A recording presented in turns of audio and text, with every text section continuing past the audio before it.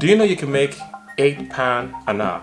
You can make £56 a day if you work 7 hours. You can make £280 a week. Lie. Provided you work the 5 days. I'm saying you can make £1,120 a month. And what do you have to do? Learn Photoshop skill. Say what? Welcome to my channel. My name is Shagun, aka David. So last week, some of you who are following me on social media, Facebook and Instagram, I did a poll and asking you on what to do next on my YouTube channel. So the question was, do you want to continue to teach you how to code during this lockdown, or do you want to learn how to use Photoshop? And this is the result of the vote. 60% of you voted for Photoshop. And please, if you're not currently following me on Facebook and on my Instagram, please, the link are in the description section on this video.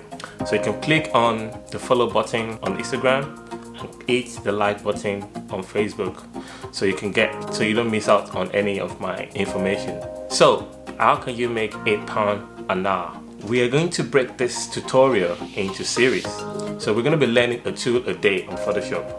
I've tagged it, learn one tool on Photoshop a day with me. Let's go.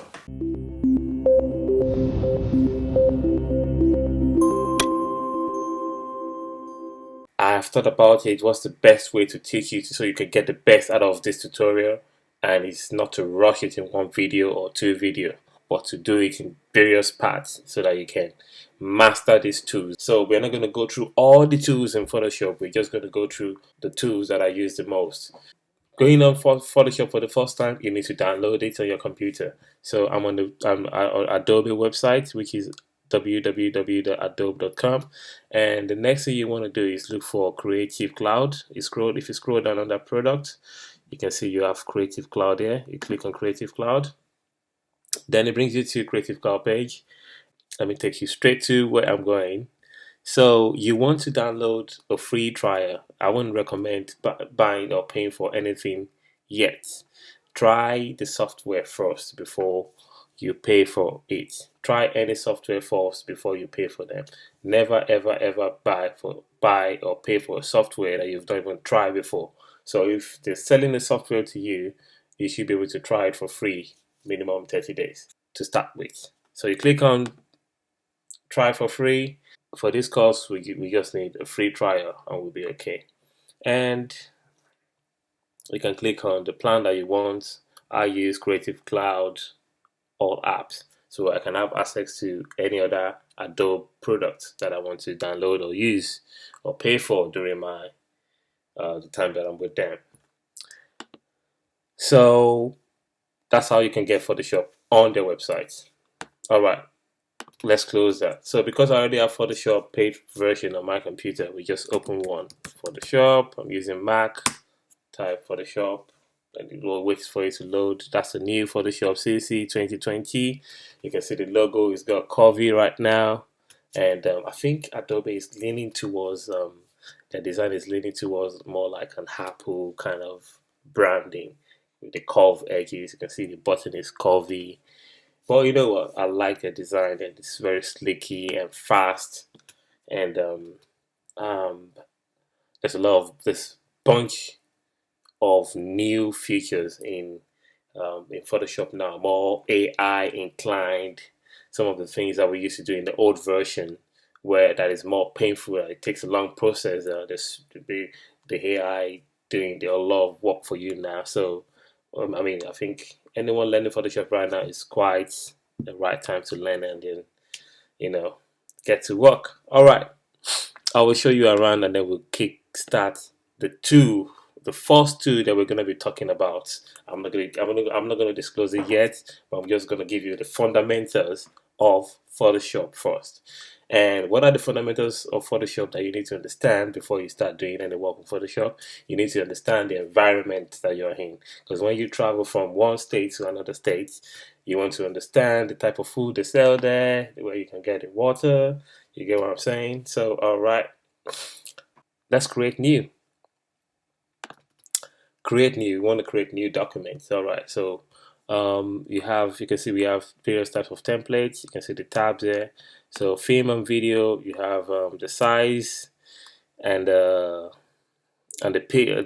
resolution of the size that you want to click on. You can see these are different template sizes, and you can also customize your own size if you know what size you. But for film, film sizes are quite fixed.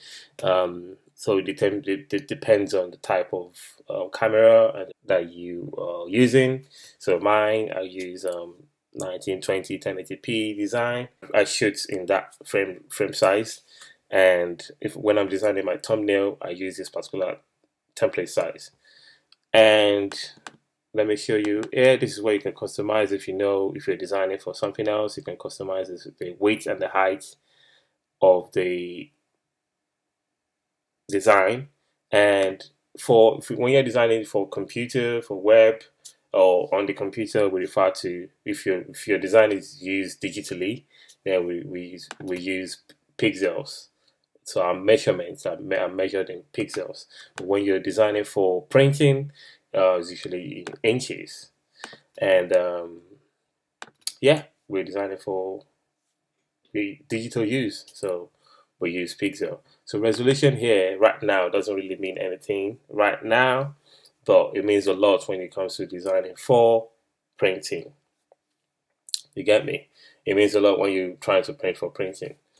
And also color mode. So you can choose different color scales. For web, I tend to use RGB. For printing, it's good to use CMYK, cyan, magenta, yellow, and black. Um, this we just leave that for now. Also, when you create a canvas, because when you create a document in Photoshop, you generate a canvas for you where you start all your magic from. So this canvas, what do you want it to have background? Yes, can select. I want it to have white background, or you want it to have black background, or you want to customize the color of the background, or no, you know what? I just want it to be transparent. So this is where you do so for example, if you're designing a logo or you're designing an object or design that you don't want it to have a fixed background or colored solid background, that you just want it to be transparent, and using saving as PNG file, that's what you do. That's where you set it from. All right, I'm going to choose transparent for this purpose of this tutorial. This option, I'm going to leave it. All right. Okay. So also you can see that when you click on print, you have some templates, which is free for you to download to see, and you can reuse it, and for your own purpose. For business cards, there's a template there you can download and use. So the same thing happens to art and illustration. You can download some templates and reuse them. For web, the same thing. Some web framework you can design. There's a lot of stuff you can do with Photoshop. You can mock up your web development design, the initial state where you're doing your mock up of high fidelity design. You can do it from Photoshop, and you can do for web and for mobile at the same time. And I am going to click on film and pick the size.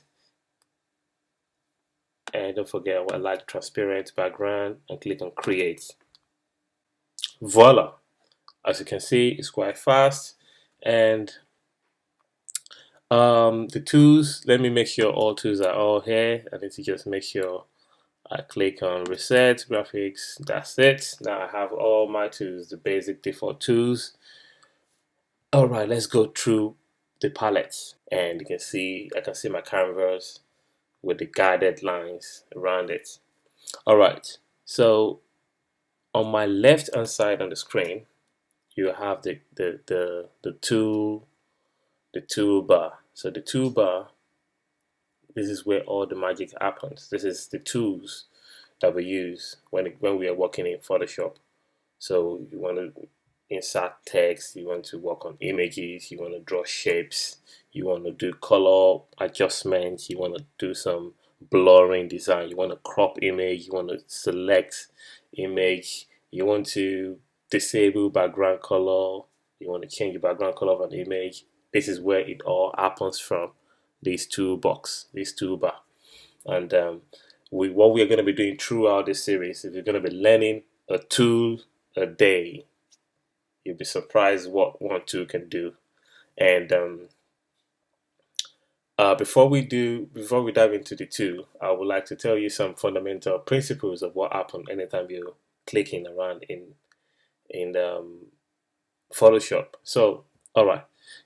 So, before we start going around, let me show you. If you come to Windows, you want to make sure you can see this is the different interface that you can work with. So, if you're working with anything web, graphic design, you choose this one. If you're working with pictures, you just want to do some touching, you click on that. You can see the screen changes. If you look on my right hand side here, you can see you have different palettes. These palettes are related to pictures. And if I go back to Windows and I say, okay, workspace, I want to work on maybe some 3D thing, and you can see the information I have on my right hand side and the type of tools, adjustments. You can see it's 3D inclined. You can see guides, ruler guides, and canvas information changes, and I have some extra tools there for 3D design. And because I'm not using 3D, Essential Design, you can also click on that. Essential is more like the basics defaults go-to place, and for you can do anything. I mean, you can do anything in different canvas, but yeah, Essential, yeah. I'm gonna leave it on Essential, and today we're going straight to our first tool of the day, and the first tool we're gonna be learning is horizontal type tool. And what does that do? If you type a type tool. So before I go into type 2, there are a few things I would like to explain because I don't want you to get confused, and I don't want to leave it to later for you to understand. I believe it's something that you need to understand now, and then you build on top of that understanding, and then it grows like that. Okay. Anytime you click on a tool, these are the first thing I need to explain to you. Anytime you select a tool from the toolbox, so let's say click on that, you can see at the top of the screen, at the top of your window of your IDE, the property changes. So if I click another tool, the property of that tool is displayed to you. It means these are the things that you can do with these tools. So if you click on this, these are the things you could do with these tools. You can set some information about the tools. I want it to have feather. I want it to change the style. If you click on another tool, say I click on text tool now, you can see now I have different text. I have how you want the text to appear, the font size, the regular type of font, the size of the font. How do you want this font to be crispy, or do you want it to be smooth, or you want it to be strong? You select that. The alignment of the text, the color of the text, and do you want it to be curvy, and the rest. Wrap around image, and do you want to have a toggle character? So this is the property of horizontal type tool. And so don't forget, anytime you click on a tool, the property of that tool appears at the top of the screen.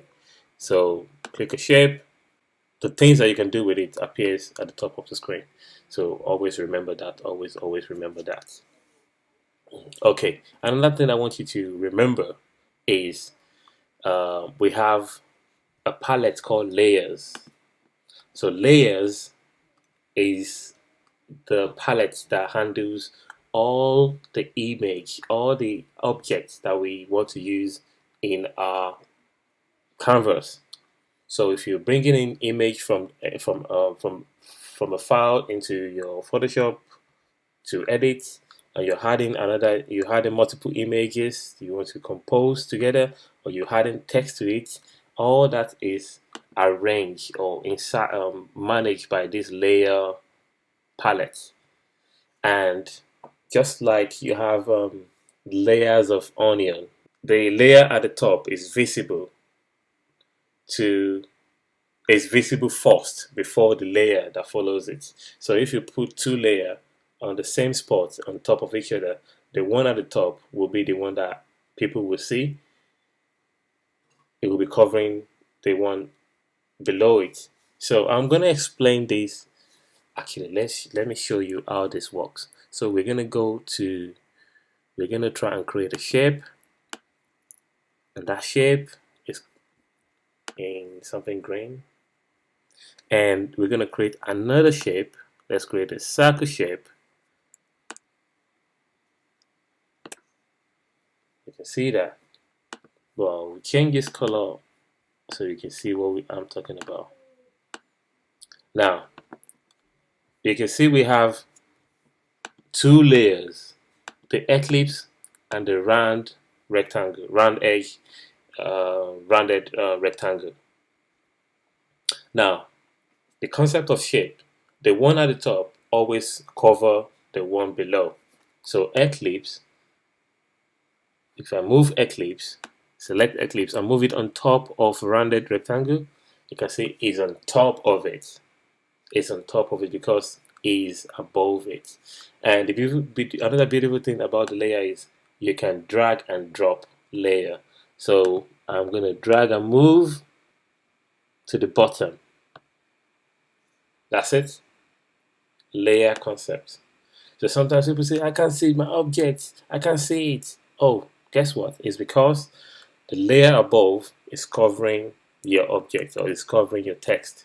So you just want to make sure that whatever you want at the top, it stays at the top literally in layer. So that's the layer concept. These are the fundamental things I want us to understand before we actually dive into Photoshop. And I'm glad we are here now. I believe you now understand the layer. This is where anytime you insert an object into your canvas, it appears in your layer, and you can arrange the position you want them to be on the screen based by moving the object to the particular layer position that you want it to be. And anytime you select a tool from here, the property of the tool is displayed at the top of the IDE. Alright, so let's dive straight into using horizontal type 2. And that is it for today. I hope you've enjoyed the tutorial, getting to know your Photoshop interface, knowing what the canvas is, knowing what the tools are, and the layers, what you do with the layers, and the different workspace you could have. And I hope you've been able to learn something to lean on, because this is important for the next stage of this course, and I hope you enjoy it. If you're just passing by and you would like to subscribe to this channel, please hit the subscribe button below. And if you like to get notified anytime I upload a new video, please hit the bell sign next to the subscribe button, and you will get notified anytime I upload a new video.